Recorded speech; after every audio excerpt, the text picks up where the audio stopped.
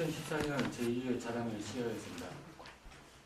진행에 맡은 저는 안양의 평촌 하루를 운영하는 김경영입니다. 저는 우린 팀의 김남희입니다.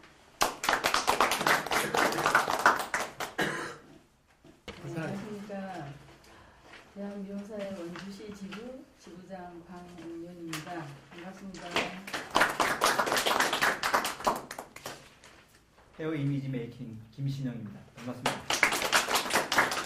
네, 반갑습니다. 저는 뉴저지에서 한스 헤어를 하고 있고요. 지금 현재 한국 피부포인트 기획이사로 있습니다. 반갑습니다. 안녕하세요. P&I 연구소의 윤정현 팀장입니다. 반갑습니다. 네, 안녕하세요. 클래시스를 운영을 하고 있고요. 현재 미용실 프랜차이즈 아일리아 헤어를 운영을 하고 있습니다. 감사합니다.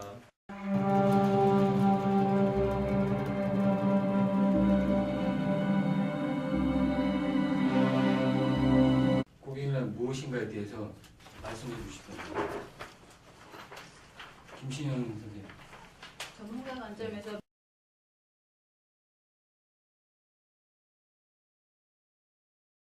미용업을 하시는 입장에서 먼저 고객에 대해서 어떻게 먼저 생각하시는지. 많은 사람들이 이제 제가 얘기하는 건데 미용실 원장님이 생각하는 것과 일반 사람들이 생각하는 것하고의 차이점이 굉장히 많다고 보거든요. 대부분의 미용실 원장님들은 모든 고객, 자기 샵 앞에 지나가는 사람 또는 전 세계에 있는 모든 사람들이 자기 고객이라고 생각하거든요. 근데 전문가의 입장에서는 자기 고객은 정해져 있다라고 봅니다. 그래서 일반적으로 미용실 원장님들이 생각하는 모든 고객은 내 고객이라는 것하고 전문가 입장에서 보는 것은 정해져 있다. 고객은 굉장히 다르다라고 생각합니다. 저는 고객이란 제가 제 업소에 오시는 고객으로 입장에서 말씀을 드린다면 고객이란 저한테 비전과 꿈을 주시는 분들이라고 생각됩니다. 왜냐면 고객들이 많이 내방해 주시고 자주 회전이 될수록 저한테 많은 비전과 저희 업소의 매출을 올려주는 거 아닙니까? 그래서 그들이 나한테 꿈을 주고 비전을 줄 수 있고 자꾸 용기를 붙들어 줄 수 있는 게 아닌가 저는 그렇게 생각됩니다. 내가 스스로 헤어샵을 운영한다거나 혹은 내가 고객이 됐을 때 그 사람의 입장에서 한번 생각해 보는 게 상당히 중요한 것 같습니다. 그렇지 않고 나는 이럴 거야 라는 판단 하나가 더 오류를 범하지 않나 생각을 하고 있거든요. 그래서 제가 생각하는 고객은 나 자신을 스스로 들여다보는 게 첫 번째가 아닐까 생각을 합니다. 고객이라는 어떤 포괄적인 개념보다도 고객이 뭘 원하는지 그 니즈를 찾아주는 게 더 정확한 것 같습니다. 왜 많은 미용 시장이 상당히 흐름이 좀 불경기다, 안 좋다고 하는데 일종의 마케팅을 내다봐야겠죠. 마케팅으로 관점에서 내다본다면 그 고객이 뭘 원하는 필요한지 니즈를 찾고 고객이 뭘 원하는지 원투를 찾아주는 게 더 정확하다고 저는 보고 있습니다. 그래서 니즈와 원투를 정확히 찾아서 고객한테 맞춤을 해주는 게 질 좋은 서비스를 해줌으로써 고객을 잊어버리지 않는 그런 고객을 맞이하는 게 중요하다고 저는 봅니다. 근데 제가 볼 때 좀 아까 고객들이 꿈을 준다고 얘기했는데 전 고객들이 미용인들한테 꿈을 준 적이 한 번도 없다고 생각해요. 여러분들 미용을 하면서 성공을 했었고 꿈을 받았어요? 그리고 고객들 때문에 행복한가요? 전 그렇게 보지 않아요. 고객들이 행복한 것이 아니라 우리가 행복을 주는 것이지 고객이 우리한테 주는 것이 아니라 우리가 줘야 되는데 우리가 고객한테 받고 있으려고 그러는 것 같아요. 그리고 고객한테 뭔가 원하고 있는 것 같고 마케팅의 대상으로 보고 있지 않는가. 접근 자체가 우리들이 원해서 하는 거지 고객이 원해서 하는 것이 아닌데도 불구하고 고객이 우리를 위해서 해야 된다라고 착각하는 것이 아닌가. 그걸 한번 묻고 싶은 거죠. 경기가 안 좋다고 하는데 어떻게 풀어가야 하는지 부분에 대해서도 그냥 자연스럽게 얘기해 주실 분 계시면 먼저 얘기해 주세요. 잔재희 강사님 물 드셨으니까. 상당히 경기가 안 좋은 건 사실입니다. 경기가 안 좋은데 잘 되는 업소들을 보면 항상 새로운 메뉴들을 개발한다는 거죠. 그리고 항상 새로운 걸 추진한다는 거죠. 그래서 항상 고객들한테 새로운 메뉴와 새로운 상품으로서 맞이를 한다는 거죠. 제가 요즘 최근에 많은 강의를 하면서 말씀을 드리는 게 우리가 흔히 여러분들 주변에 다 편의점이 있지 않습니까? 작은 구멍가게들이 많이 있는데 그 주변에 또한 홈플러스나 이마트가 있습니다. 그러면 과연 고객이 어디로 모이냐 이거죠. 그래서 우리도 그 좀 더 신경을 쓴다면 큰 업소에 맞춰서 새롭게 우리가 그 메뉴를 개발해서 새로운 아이템을 개발해서 그 고객들한테 새로운 걸 뭔가 계속 보여준다면 손님을 잊지 않고 계속 내방할 수 있게끔 만들지 않을까 저는 그렇게 생각됩니다. 그 메뉴에 대해서 조금 찍어주신다면. 그 메뉴를 본다면 일반적으로 흔히들 한국에 와서 이렇게 메뉴판을 보면은 남성 컷 얼마, 여성 컷 얼마 이렇게 있습니다.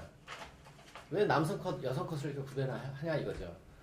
허다못해 이렇게 특정적이게 말씀드리기는 뭐한데 남성 전용 미용실 어디를 이렇게 갔더니 비타민 컷 해갖고 메뉴를 만들어서 가격을 차별화시켰더라고요. 바로 그거거든요. 네. 뭔가 소비자들은 비타민 컷이 뭔지 아니면 남성 컷이 남자 머리만 자르는 거에 얼마라는 건 분명히 아는데 비타민 컷이 뭔지 모르거든요. 하지만 업체에서 새로운 어떤 메뉴를 만들어서 고객한테 상품을 내놨을 적엔 고객을 원하는 고객이 있거든요. 그래서 그런 어떤 아이템을 선정을 해서 거기에 맞는 서비스 차원에서 고객을 어떤 돌팔구를 찾는 게 좀 낫지 않을까. 예를 들어서 무슨 열 파마, 아이론 파마 얼마, 뭐 매직 파마 얼마, 뭐 디자인 파마 얼마가 아니라 여러분들 업체에 맞는 여러분들의 브랜드, 그래서 가치를 파는 거죠. 여러분들의 기술과 여러분들의 어떤 아이디어의 어떤 상품의 가치를 만들어서 그 가치를 제공해서 그 고객한테 가치를 파는 거죠. 프랜차이즈 입장에서 본다면 그 독특한 메뉴 당연히 필요하죠. 고객들이 원하고. 근데 대중화할 수 있는 어떤 그 우리 가맹점주들이 누구나 다 교육을 이제 통해서 진행을 했을 때 보편하게 할 수 있는 그런 메뉴를 이제 찾게 되는 부분이 가장 커요. 그러니까 요즘 뭐 열펌 시장이라든가 뭐 이런 부분 다시 이제 뜨고 있는데 그런 부분을 함부로 건드릴 수가 없어요. 왜냐하면 유행일 수도 있고 그렇기 때문에 그런 부분에 있어서도 새로운 메뉴라고 하지만 또 고객이 원한다고 하지만 대부분의 그 프랜차이즈 업체에서 그 아이롱이나 열펌이나 아니면 어떤 이런 부분에 대해서 그 전문샵 전문 프랜차이즈로다가 지금 하고 있는데 없어요. 그 이유가 뭐냐면 제가 봤을 때는 이유가 뭐냐면 제가 좀 전에 서두에 말씀드린 것처럼 어떤 그 고객이 원한다 그래서 그 지역이 원한다 그래서 그 대상이 원한다 그래서 그런 품목을 만들기가 좀 한계가 있지 않느냐 이제 그런 생각을 해보고 그다음에 접근 방법도 좀 배제를 하는 경우가 없지 않아 있다는 말씀을 드리고 싶어요. 프랜차이즈를 하시면서 그 획일화된 그러니까 틀에 맞춰져 있는 건 아니죠. 아니 틀에 맞춰져 있는 방법으로 모든 점포를 다 내 매뉴얼에 맞춰서 해주는 것보다는 그 점포에 그러니까 시장성에 맞춰서 그런 식으로 다가가는 너무 좋아요. 네. 너무 좋은데 네. 관리가 안 돼요. 그러면 그거에 따르는 교육 매뉴얼을 새로 만들어야 되고 또 마케팅 기법도 이제 틀려지게 되고 틀려지는 부분이 너무 많다는 거죠. 그런 부분이 있어서 그리고 거기에 투자한 만큼 차라리 기존에 가지고 있는 매뉴얼대로 거기에서 조금씩 메뉴만 좀 바꿔가지고 아까 그 전재희님께서 말씀하신 것처럼 어떤 비타민 컷이나 이런 식의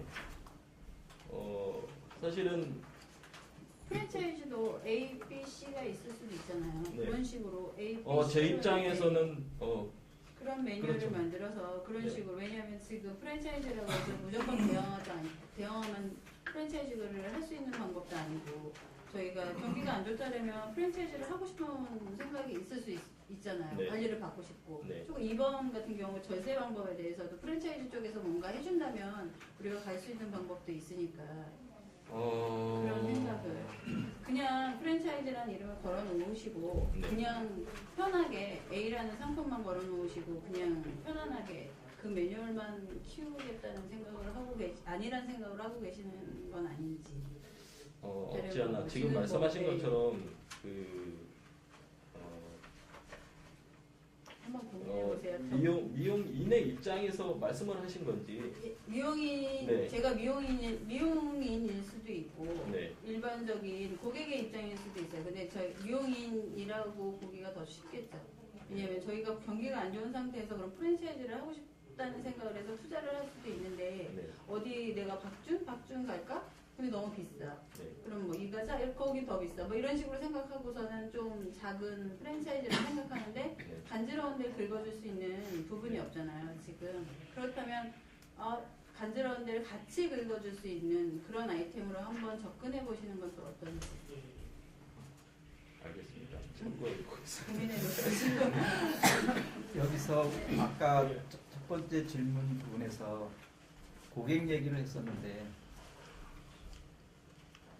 우리가 말하는 메뉴라는 부분에서 원장님들이나 미용사들이 말하는 메뉴와 고객들이 원하는 진짜 메뉴가 같은 건지 그냥 맨날 메뉴 얘기만 하는 건지 그리고 메뉴를 정말 만들었으면 매출이 더 늘어나고 고객이 더 올 건지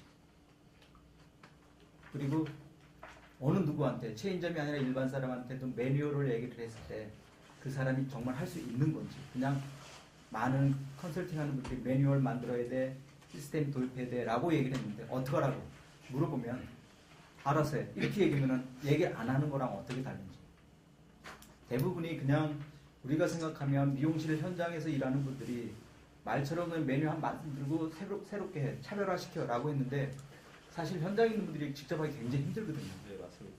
그러면 어떤 방식으로 접근해서 어떻게 도와줘야 되고 그러면 청담동에 있는 메뉴와 강원도에 있는 메뉴와 그 다음에 또 변두리에 있는 메뉴가 또 같은 건지 똑같은 걸 만들어서 줬는데도 불구하고 다 유용한 건지 그렇다면 정말 메뉴를 만들려면 어떻게 분석을 해서 그 미용실의 자기 능력은 어떻게 되고 어떤 고객이 옳고 이런 분석하는 그 자료까지 다 줘서 또는 만들어까지 줘야 되는 건지 그런 부분들에 대한 부분이 더 가슴에 닿지 않느냐 이거죠.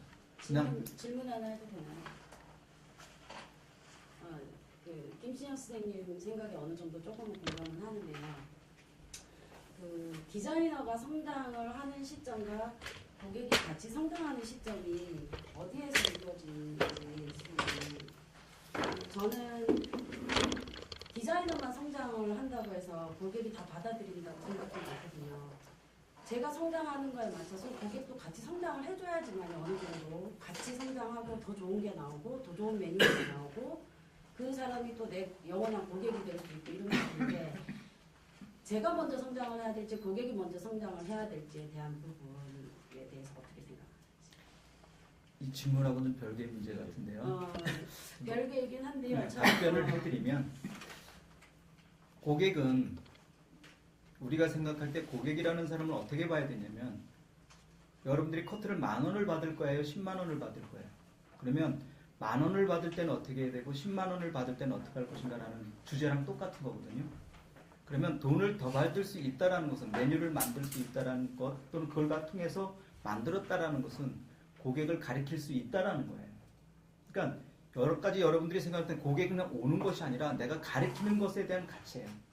커트룸 10만 원이라는 것은 10만 원짜리가 아니라 내가 10만 원만큼 디자인을 가리켰기 때문에 그 고객이 그 가치를 아는 거거든요.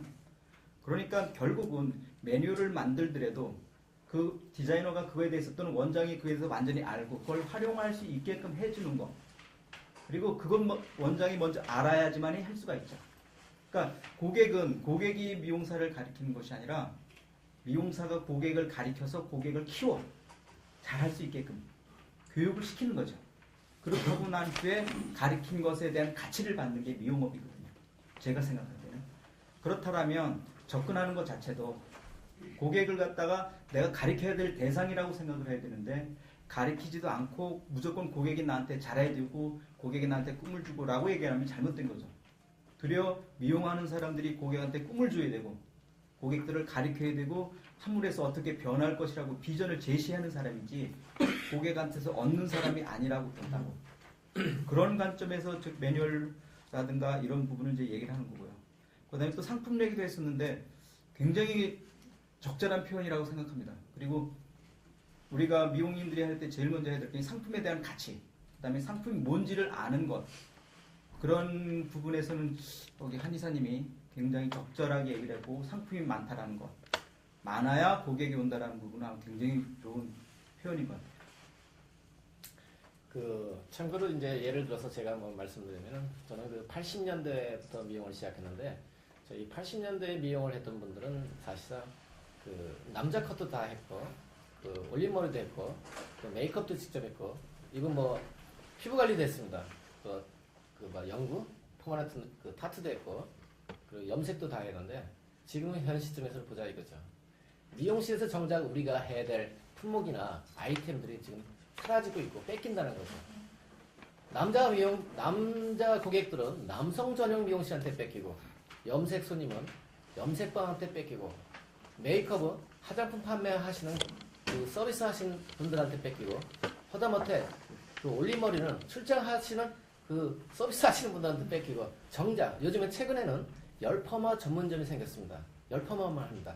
실질적으로 미용인들이 와인딩 하는 건 쉽지 않습니다. 와인딩 스피드, 파마를 한다고 해서 쉽게 되는 게 아니라 와인딩 하는 스피드입니다. 스피드와 모질 체크하는 거 이런 게 하루아침에 이루어지고 단기간에 이루어지지 않는 거거든요. 하지만 열펌 기구는 열펌 파마는 사실상 단기간에 가르칠 수 있습니다. 기술, 테크닉은 또한 모질, 연화보는 것도 단기간에 가르칠 수 있어요. 하지만 와인딩, 여러분들 알다시피 뼈다귀 녹도 많은 거 쉽습니까? 쉽지 않습니다. 이거는 최소한 6개월 이상씩 말아봐야 됩니다. 그렇죠? 그런데 옛날에는 우리가 토탈적으로 그러니까 토탈적인 미용사가 됐는데 요즘에는 그 세분화됐고 전문적인 기술을 가지고서 전문 샵을 차린다는 거죠. 그래서 여러분들의 틈새 시장을 뺏기고 있다는 거죠. 이게 참 아이러니하고 재밌는 그 한국의 미용 시장입니다. 우리가 지금 그럼 왜 그렇다고 보냐면 사실상 제가 이렇게 말씀을 드리냐면 똑똑한 자들이 많이 나타난 거예요. 어떤 똑똑하냐? 시스템을 만들어가는 자, 매뉴얼을 개발하는 자들이 만들어서 그거를 특성화시켜서 그걸 전문화해갖고 전문 샵들을 만들어갑니다. 궁금한 게 있는데 네, 네. 고객이 똑똑한가요? 요새는 많지 어떤 않나요? 정보 아닐까요? 요새는 예. 제 생각은 그렇지 않아요. 제 생각은 고객은 멍청합니다. 예. 한 10년 내로 하는 고객도 있지만 가격을 제가 물어볼게요. 파마를 하는데, 그러니까 커트를 하는데 5만 원을 받아요. 근데 파마, 커트를 하는데 10만 원을 받고요.